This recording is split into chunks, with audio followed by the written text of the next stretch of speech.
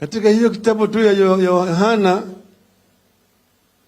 8:32 mpaka 33, Jesus says that you shall know the truth, and the truth shall set you free.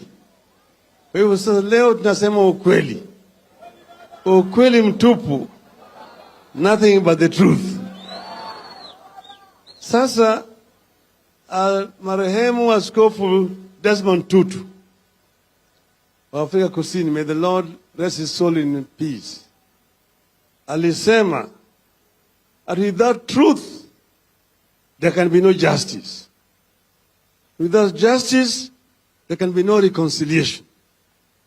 Without reconciliation there can be no peace. Without peace there can be no development. Haya ukweli mtupu, ya kwamba bila ukweli hatuwezi kukuwa na, bila ukweli hatuwezi kukuwa na haki, na bila haki hatuwezi kukuwa na utengamano.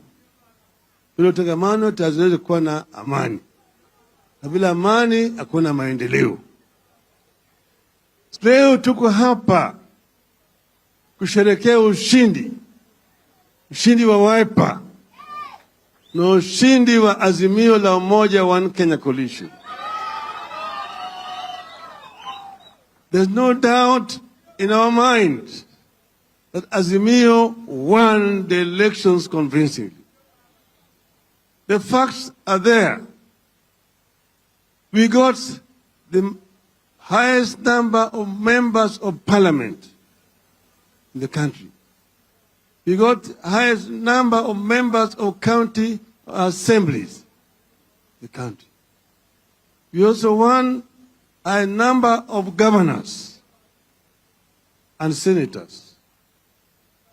We won in most of the regions, in Nyanza, in Western, in the coast, in Lower Eastern, in Upper Eastern, in Northeastern, in a number of counties within the Rift Valley, in Nairobi, and according to the whistleblower, several countries in the Central Province. With those kind of statistics, how could we lose elections? So we know that we won elections.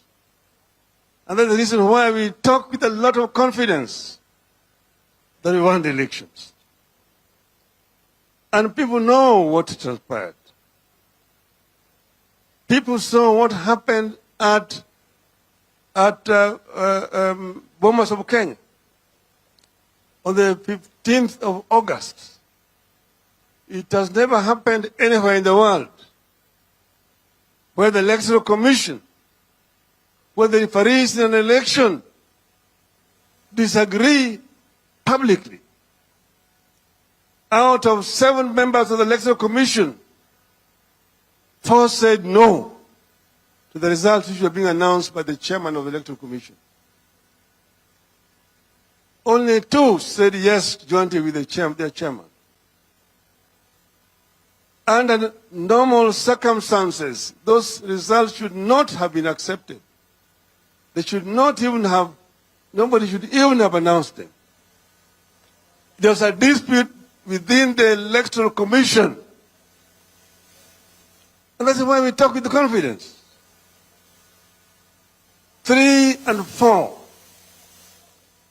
My little knowledge of arithmetic tells me that 4 is bigger than 3. For the first time, we have seen a new math where 3 is bigger than 4. We will not tire telling the truth. We want to make rigging a very, very expensive enterprise. And nobody will ever again think of rigging an election in this country.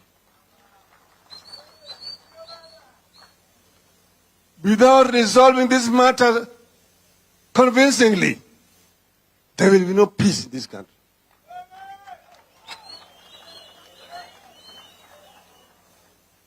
Kenyans will not go back to elections in 2027 and the election will be rigged again. It will never happen again. And we are going to tell them why it will not happen. It will not happen because Kenyans will not accept it. Now we have said that we want to see the truth. You have said that everybody was at fault. When we went to the court, we thought we would get justice in the Supreme Court.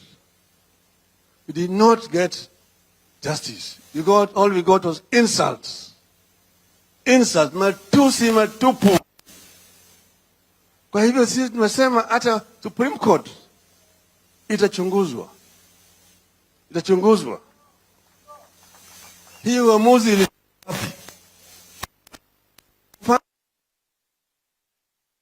Soma, and I will quote the ruling, that she is convinced beyond reasonable doubt that the IBC deployed